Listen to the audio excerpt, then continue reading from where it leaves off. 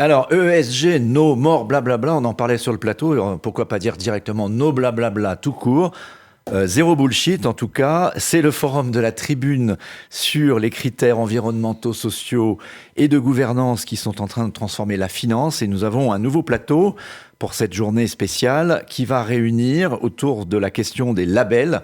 Label ISR, investissement socialement responsable, la taxonomie verte européenne qui arrive. Comment on se retrouve dans tout ce tambrouillamini pour essayer d'y voir clair. Avec nous, Cécile Cabanis, qui est directrice générale adjointe de Tikeo Capital, également responsable de l'ESG, du capital humain, de la marque et de la communication. Et vous avez travaillé, vous étiez chez Danone, ex-numéro 2 de Danone, donc vous connaissez particulièrement tous ces sujets. Bonjour Cécile. Bonjour. Michèle Papalardo, la présidente du comité du label ISR qui travaille sur une réforme, on va en parler de ces questions. Et bonjour. Yves Perrier, président d'Amundi, l'un des leaders de la gestion en France, et notamment de cette gestion ESG, on en parlait, et vice-président de Paris Europlace. Vous avez remis au ministre des Finances actuel, peut-être futur, ou en tout cas, on ne sait pas, à Bruno Le Maire, un rapport sur ces questions de finances vertes. Et donc, pour vous interviewer, toujours avec moi, Ingrid Labuzard. Ingrid, à toi. Je vous propose de commencer par ce qui existe déjà, ce qui est français, ce qui a un peu d'historique, le label ISR. Donc, il a été créé par le ministère de l'Économie et des Finances. Il va être réformé. Pourquoi et surtout pourquoi faire ? Parce qu'il a été créé en 2016, donc ça fait déjà longtemps, surtout en matière de finances durables, c'est vraiment très ancien maintenant, oui, parce que le monde a beaucoup évolué, vous l'expliquez tout au long de cette journée, il avance très vite, donc il est normal que le label, lui aussi, se modernise, essaye de suivre, éventuellement d'anticiper certaines évolutions, mais enfin en tout cas bouge, ce qu'il a déjà fait, puisque en 2019, en 2020, on l'a modifié, et notamment on a créé un label spécifique pour les fonds immobiliers, et ce qui est intéressant, parce qu'en fait on construit un peu toujours en essayant d'améliorer. Finalement, le label immobilier, il est plus précis, avec des indicateurs obligatoires, ce qui n'est pas forcément le cas c'est pas le cas d'ailleurs pour le label ESG commun. Donc on va dans ce sens-là, d'essayer de préciser, de rendre plus exigeant, c'est vraiment ça l'objectif, de rendre le label plus exigeant pour qu'on ait plus de confiance des investisseurs dans le label. C'est ça l'idée. Avec un prisme climat et environnement ou pas, au contraire, essayer de sortir de ce... On est bien dans l'ESG, donc c'est bien de l'environnement, du social et de la gouvernance, et donc on n'est pas dans un label uniquement climat, et même les labels très très climat comme le label Greenfin par exemple, avec qui on travaille très bien, il est climat, mais il a aussi une base ESG, et le label Finansol, qui est l'autre label, qui est lui sur l'économie sociale et solidaire, a aussi une base ESG, donc il y a aussi une base environnement. Donc l'idée c'est de dire qu'il faut être équilibré sur les trois piliers, ce qui n'empêche pas bien sûr ensuite d'avoir des spécificités, des orientations bien spécifiques. Là, en l'occurrence, dans le travail qu'on est en train de faire, on est plutôt en train d'essayer de mettre des choses plus précises, plus concrètes, plus faciles à mesurer en matière de climat et plus systématiques que ce qui est actuellement le cas dans le label ISR, mais tout en gardant quand même la possibilité dans ce label ISR d'avoir un fonds tourné vers des sujets sociaux, des sujets de santé, des sujets d'emploi, etc. Mais en s'assurant dans ce cas-là qu'il a bien un socle environnemental et climat qui existe et qui est mesurable. D'accord. Mais ça peut être aussi le cas dans l'autre sens. Si vous faites de l'environnement, si vous faites du climat, vous ne devez pas laisser tomber les sujets sociaux et les sujets de gouvernance. Alors vous me tendez une perche parce que vous avez cité un certain nombre de labels qui existent déjà. Il y en a déjà pas mal sur la place des labels. Yves Perrier, dans votre rapport, ce que vous proposez, c'est pourtant la création d'un nouveau label, si je ne me trompe pas, Transition Climat. Pourquoi un nouveau label ? Pourquoi encore un ? Et qu'est-ce qu'il aurait de différent ? Bon, quel est l'enjeu majeur de la période qui vient ? C'est en effet la transition énergétique. Et la transition énergétique, c'est une révolution industrielle qui nécessite une nouvelle économie politique. Pourquoi c'est une révolution industrielle ? Parce qu'il faut modifier l'offre d'énergie. Aujourd'hui, 80% de l'énergie dans le monde est fossile, 20% renouvelable. Il faut inverser à horizon 2050. Il faut changer les produits, voitures électriques versus moteurs thermiques, les modes de fabrication. On fabriquera toujours du ciment, mais pas de la même façon, et les chaînes de valeur. Et Et face à ça, il faut une nouvelle économie politique. Une économie politique, ce que j'appelle une nouvelle économie politique, c'est une économie dans laquelle on gère le CO2 comme une ressource rare, comme on gère le cash. Au fond, cette question, c'est une externalité qu'on n'avait pas gérée avant, on ne se posait pas la question, et qu'il faut gérer maintenant. Et donc, il faut aussi un alignement des politiques publiques qui doivent être rehaussées. Quand je dis politique publique, c'est au niveau national et au niveau européen. C'est vrai de l'énergie, mais c'est vrai de l'aménagement du territoire, des transports. Il faut que dans les entreprises, on intègre la gestion du CO2, le budget du CO2. Et il faut que dans le système financier, qui incorpore, au fond, qui est un reflet de l'économie, on le gère de la même façon pour le réduire. Dans une banque, la ressource rare, jusqu'à maintenant, c'est les fonds propres. Maintenant, il y a une deuxième ressource rare qui s'appelle le CO2, qui est dans les portefeuilles de crédit, dans les portefeuilles d'obligations. Et il faudra bien la gérer parce que les investissements sont considérables. Il faudra dégager les ressources. Le coût de ces investissements sera considérable et il faudra en répartir le coût. Et c'est pour ça que je propose, dans les lignes forces, que ce coût soit partagé entre le consommateur, parce qu'il lui faut un signal prix, le contribuable, parce que c'est une affaire en fait de transformation globale de l'économie, c'est une affaire collective, et une baisse de la rentabilité du capital, parce que en fait, c'est une révolution qui crée très peu de valeur d'usage. Les révolutions antérieures, industrielles, nous ont donné les voitures, les machines à laver. À la fin, quand on aura fini tout ça, grosso modo, on vivra comme avant. Mais on n'aura pas de valeur d'usage supplémentaire, ou peut-être de manière indirecte, parce que les recherches technologiques, etc. Et donc, sur cette question du climat, il faut la gérer pour ce que c'est. C'est-à-dire cette révolution industrielle nécessitant une nouvelle économie. C'est pour ça que je propose d'abord qu'on mette en place cette comptabilité CO2, ce qui est en cours à Bruxelles et au sein de l'organisme créé par l'IFRS dans ce sens. Il faut modifier, il faut standardiser les méthodes d'analyse. Aujourd'hui, un des problèmes, c'est que, et je vais en venir au label, c'est que si je prends la note que donne un gestionnaire d'Amundi, d'un gestionnaire de Tikeo, etc., je peux vous dire qu'il est très probable qu'il y aura une grande dispersion. Non pas parce que les gens... Mais c'est parce qu'on n'a pas standardisé les méthodes d'analyse. Si vous voulez, je vais vous faire une comparaison avec ce qui s'est passé pour l'économie de marché. À la fin des années 70, on a créé le référentiel d'analyse financière des entreprises. Il y avait des auteurs. Dans les années 80, on a standardisé les méthodes d'analyse. Mais c'est exactement la même chose qu'on a à faire sur la question du CO2. Parce que si on ne fait pas ça, alors on sera en fait dans un niveau de confusion, de dispersion énormément, et on tombera sur le risque de non-crédibilité en fait de tous les systèmes de mesure. Pourquoi un nouveau label ? Il faut un label pour moi sur le climat. Pourquoi le climat ? D'abord parce que c'est la chose la plus importante. Si on ne règle pas la question du climat, on ne réglera aucune des autres questions.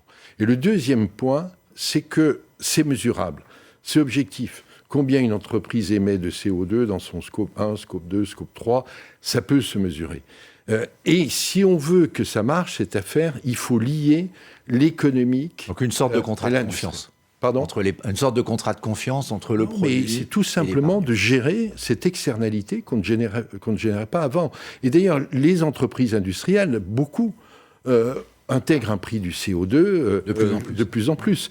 Si vous voulez, il faut que cette question du climat ne doit pas être quelque chose en plus.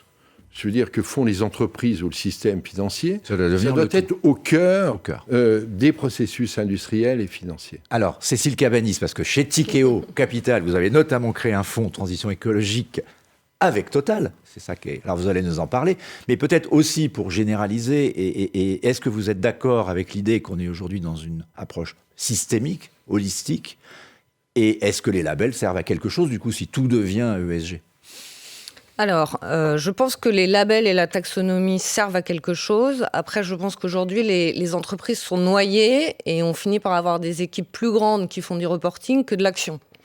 Et on Il continue... vaut mieux faire qu'en parler, quoi. C'est ça. C'est pas mal. Ouais, et donc aujourd'hui, en fait, tout le monde reste. Le sujet, c'est que oui, les objectifs, ils sont connus. Il faut baisser de moitié les émissions carbone d'ici 2030. On a 3 ans pour atteindre le pic.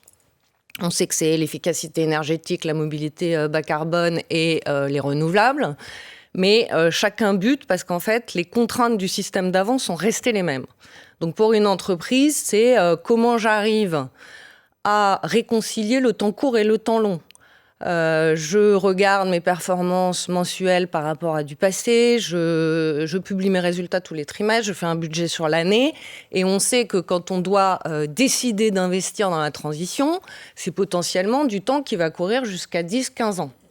Donc on a ce sujet. Après, on a le sujet qu'effectivement, on a gardé nos tableaux Excel avec les revenus, les charges, la rentabilité, mais dans lequel il n'y a pas de valorisation des externalités ni négatives ni positives. C'est fait à côté, par un département à côté qui remplit et de façon homogène alors qu'il n'y a pas de sujet de matérialité, de comparabilité. Donc il y a la mesure, il y a ce sujet de temps court et de temps long. Et donc moi je pense qu'aujourd'hui la finance a une énorme opportunité et responsabilité de trouver des solutions qui vont réconcilier ça. Et c'est un peu ce qu'on a fait dans notre fonds de transition énergétique qu'on a lancé en 2018. On a fait venir Total, qui est un expert de la chaîne de valeur. On a mis chacun 100 millions parce qu'au moins ça aligne les intérêts à ce niveau-là, et on est allé chercher 1 milliard. Et ça nous a permis de financer et d'investir dans des entreprises qui sont vraiment dédiées à la transition. En fait, je pense qu'il faut être thématique, il faut avoir un objectif, et après, il faut avoir des mesures simples. Parce que les entreprises qui remplissent des indices de plus en plus nombreux, en fait, elles sont perdues. Donc, elles ont besoin aussi de nous pour les aider, au-delà de leur donner de l'argent, de construire leur roadmap. C'est une nouvelle responsabilité de l'intermédiation Exactement. financière. C'est ça que vous êtes en train Exactement, pour arriver à l'action. Et donc, c'est aligner les intérêts, aligner l'horizon de temps et les moyens. Ça, je vois bien, mais comment on passe à l'échelle ? C'est-à-dire qu'on évoque avec des chiffres incroyables, 30 trillions de dollars d'ETF. Alors les ETF, donc c'est une gestion passive sous contrainte ESG. Peut-être demain 50 trillions, ça fait 50 000 milliards. Je ne sais pas si vous avez entendu récemment le patron du fonds souverain norvégien, le plus gros du monde, on a fait un papier dans la tribune, 1000 milliards de dollars d'actifs sous gestion, qui dit « Le monde va se diviser entre ceux qui feront l'ESG et ceux qui n'auront plus d'argent ». Est-ce que vous croyez que en gros, hein, je caricature un peu, à qui on ne donnera plus d'argent parce qu'on risque de le perdre ? Est-ce qu'aujourd'hui on est passé à cette étape-là, d'après vous, ou est-ce qu'on est encore très loin ? Il nous pipote un peu en nous racontant ça. Non, mais moi je pense que la performance est absolument nécessaire parce que c'est ce qui vous permet d'investir. Donc, si vous n'avez pas de performance, vous n'avez plus de moyens investir dans des d'investir. trucs qui rapporteront rien, ça ne sert plus à rien. C'est ça qu'il nous dit. Mais ça va rapporter, parce que d'ici là, le système de mesure, on va à un moment réagir pour l'aligner. On parlait du prix carbone. Aujourd'hui, chacun utilise un peu son prix.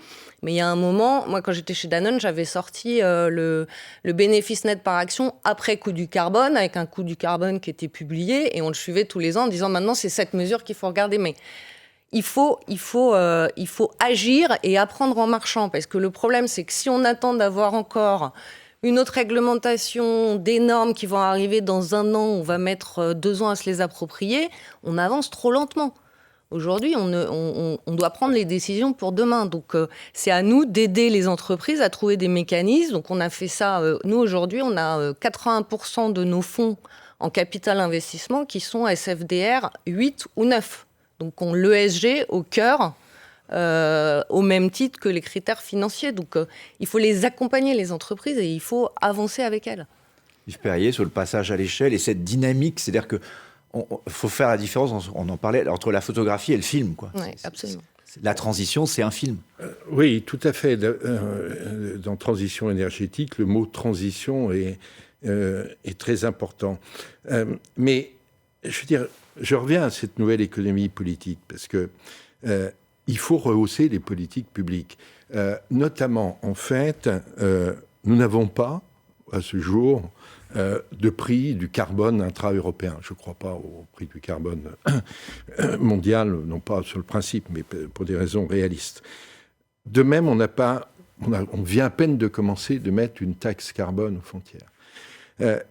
Et ça, c'est fondamental, parce que si on met un prix du carbone dans les entreprises, et les entreprises qui sont déjà, certaines, soumises à une forme de prix de carbone, je peux vous dire qu'elles le gèrent, elles intègrent complètement cet objectif. Il faut, si vous voulez, il faut vraiment qu'on se donne l'outil de mesure et d'analyse de cette question de la même façon que l'analyse financière. Et j'insiste pour séparer la question du climat et de la question de l'ESG en général. La question de l'ESG en général, pour moi, c'est le passage d'un capitalisme friedmanien qui dit, en fait, ce qui compte, c'est l'actionnaire, point, à un capitalisme des parties prenantes. Bon, c'est bien, c'est nécessaire de le faire. Mais la question du climat, c'est autre chose. C'est une question industrielle et économique. Et il faut la traiter comme telle. Et autant je crois un label sur la question du climat, parce que c'est mesurable, c'est ce que je propose dans mon rapport, autant je suis réservé sur les labels de type ESG. Parce que ce sont des auberges espagnoles. Je ne suis pas d'accord avec vous, mais je vais laisser Ingrid... Mais parce que la question sociale... Si vous voulez, la question sociale... Pour moi, tout est lié. Oui, mais non, je ne sais pas ce qu'en pense. C'est le débat, en fait. Parce que si aujourd'hui, vous ne liez plus la rémunération d'un patron à sa performance extra-financière, il faut rester dans le capitalisme friedmanien, vous n'en sortez pas. Qu'est-ce qui va l'encourager à décarboner ? Non, mais je propose ça. Mais si vous voulez, si je prends la question sociale, le problème est le suivant. Et que je prends un investisseur américain, et que je prends un investisseur européen, et au sein des investisseurs européens, un Français et un Allemand. Ils n'auront pas la même conception. Donc l'idée qu'on puisse normaliser complètement ça, moi j'ai fixé, si vous voulez, le ratio d'équité comme un ratio majeur. Chez Amundi, c'est 22. Chez BlackRock, c'est beaucoup plus. Et BlackRock considère que ce n'est pas un sujet, le ratio d'équité. Bon, pour autant, est-ce qu'il ne faut pas avancer sur le climat alors qu'il y a à peu près consensus ? La réponse, c'est oui. On est d'accord. Ingrid reprend la main. C'est ce que je voulais savoir justement, en fait, parce qu'il y a des initiatives au niveau européen. On se rend bien compte, vous le disiez aussi, qu'il va falloir avancer à une échelle européenne si on veut atteindre ces objectifs de réduction carbone. Néanmoins, les labels sont nationaux. Et peut-être qu'il y a aussi une vision un peu protectionniste derrière ces labels. Comment est-ce qu'on peut conjuguer ces labels et ces instances nationales, en tout cas françaises, parce qu'aujourd'hui on est en France, avec les exigences européennes, et comment ça peut se répercuter au niveau des entreprises, qui suivre, qui croire et à quel échelon se référer ? En tout cas, sur notre label ISR, on n'a pas de volonté protectionniste du tout. Et de volonté d'être plus européen. Des sujets de culture différentes selon les différents pays, donc un intérêt plus ou moins sur telle ou telle méthode, mais pas de protectionnisme. Sur l'intérêt européen, bien entendu, ce qu'on essaye de faire aussi dans l'évolution du label ISR, c'est compte tenu des textes nouveaux qui sont intervenus depuis 2016, je reviens sur le sujet, SFDR, taxonomie, etc.,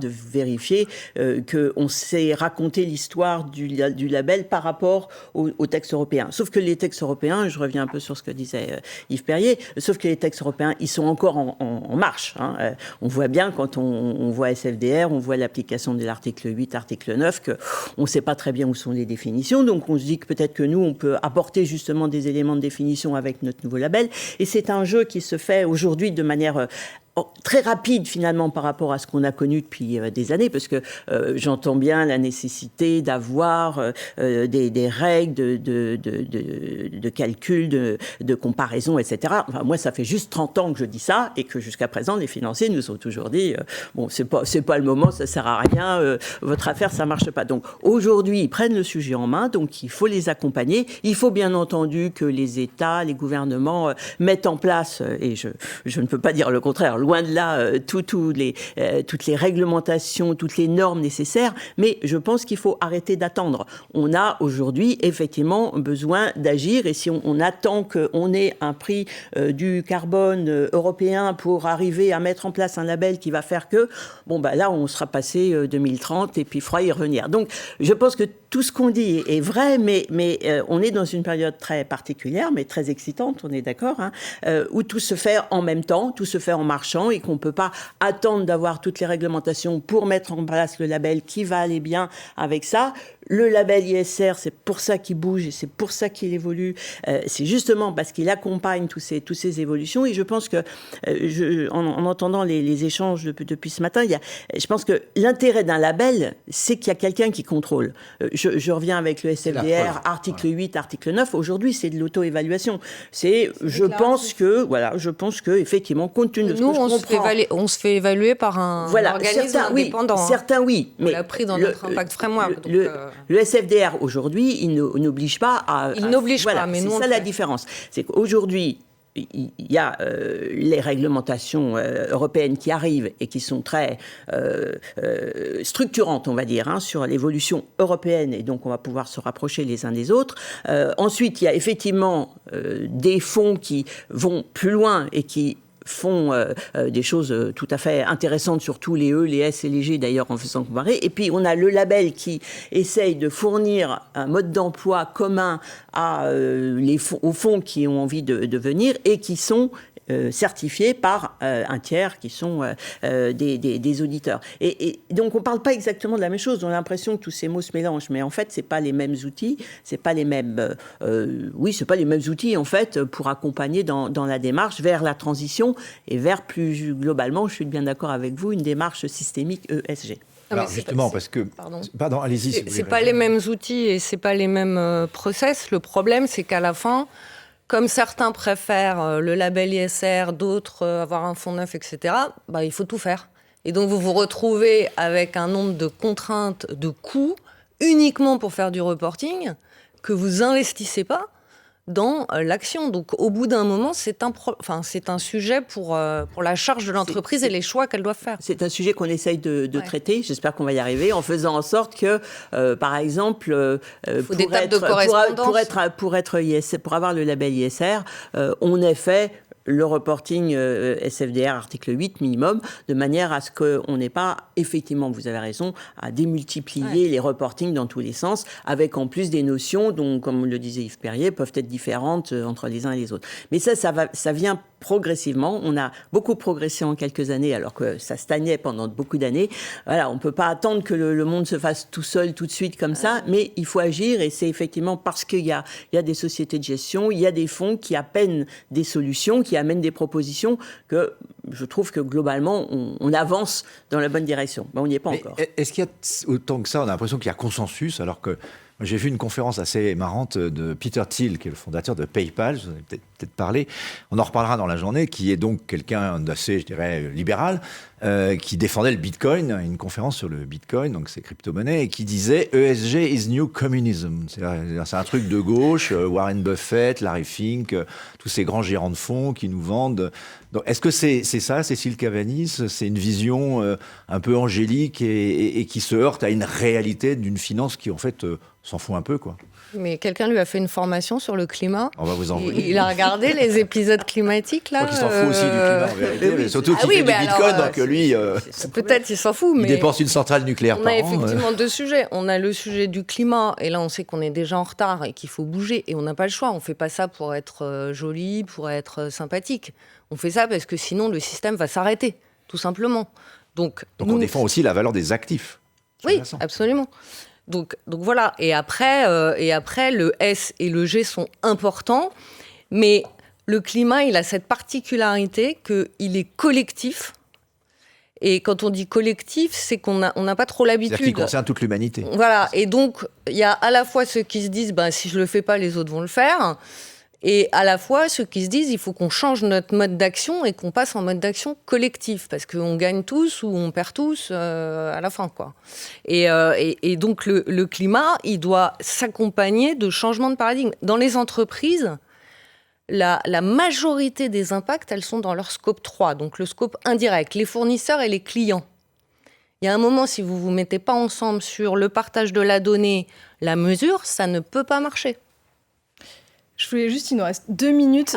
Non, vous inquiétez pas. Parler du grand absent de nos débats depuis le début de la table ronde, finalement, c'est le particulier. On n'en a pas tellement parlé. Est-ce que les labels, c'est la solution pour donner confiance, ou comment est-ce qu'il faut faire pour embarquer ces particuliers qui sont les particuliers investisseurs, j'entends bien sûr. Et là, je parle à vous, Monsieur Perrier, en tant que vice-président d'Amundi et de votre vision d'asset manager. Il faut, si vous voulez, il y a une demande, on va dire, généralement de sens dans la société. Et les particuliers sont demandeurs d'avoir des investissements, certes, qui correspondent à leurs objectifs financiers, mais aussi qui répondent aux questions de la société. Et c'est pour ça que le label est important. Je vais vous faire une comparaison avec les voitures. Quand vous achetez une voiture, vous l'achetez pour son design, son prix, mais en même temps, vous êtes soucieux de savoir si elle pollue, de savoir son impact. Vous allez choisir une voiture plutôt électrique, etc. Pour un produit financier, ça doit être la même chose. Il faut qu'il y ait ce label qui permette, vous dites aux particuliers, mais vous savez qu'un des grands vecteurs d'épargne en France, c'est l'épargne salariale. Les syndicats avec qui j'ai discuté, le comité de l'épargne salariale, nous disent notre problème, on veut pousser à l'investissement dans cette épargne verte, mais on s'y perd. Et donc, c'est pour ça qu'il faut un label climat. Alors qu'on se comprenne bien, moi, je commence par le label climat, parce que je suis pragmatique. Amundi a été leader dans l'ESG, vous l'avez mentionné. En 2010, j'ai mis dans le cahier des charges de l'entreprise, dans les 4 piliers, être un investisseur responsable. Mais je le sépare, la question d'être un investisseur responsable par rapport à la société, c'est-à-dire d'être sur une ligne opposée à M. Thiel, parce que, y compris aux États-Unis, vous avez un débat sur cette question entre guillemets, les Friedmaniens et ceux qui veulent évoluer. Mais deuxièmement, la question du climat, c'est la question majeure, elle est mesurable, et c'est à ça qu'il faut répondre aujourd'hui. Et on peut y répondre d'une manière objective, parce que je crains des labels trop généraux, et qui, à la fin, je veux dire, vont rendre la chose illisible, voire pire, à un moment donné, créeront un problème de crédibilité. Juste pour conclure, une dernière question très rapide, question à vous, Michel Papalardo. Donc, réforme du label ISR, cet été, il se passe quoi? Il va y avoir un rapport, le ministre sera en charge. Le comité propose, le ministre dispose. Le ministre dispose, donc on attend le ministre. Non, nous on n'attend rien. On travaille. C'est pas quand vous entendez tous ces débats, vous voyez que c'est pas forcément évident de proposer quelque chose qui tienne la route et qui tienne la route quelques années. On est clair qu'il faudra revenir et suivre toutes ces évolutions. Donc notre objectif, c'est qu'effectivement pour l'été, le nouveau ministre puisse partir avec nos propositions de cadre. Parce qu'après, une fois qu'on a fait le cadre, le diable étant dans les détails, n'est-ce pas, il y aura du travail à faire pour les détails. Eh ben, on invitera le nouveau ministre. L'objectif étant la fin de l'année. Pour en parler, merci à tous les trois d'avoir participé à ce passionnant débat. C'est toujours trop court, mais on a dit des choses importantes et intéressantes. On a compris que c'était un truc de gauchiste, et déjà, c'est pas mal. Progresser, de gauchiste écolo. Merci à vous de nous avoir écoutés. Et bientôt, la prochaine table ronde, qui sera toujours sur le même thématique. ESG est-il le nom de ton nouveau patron? Merci à vous. Merci. Merci beaucoup.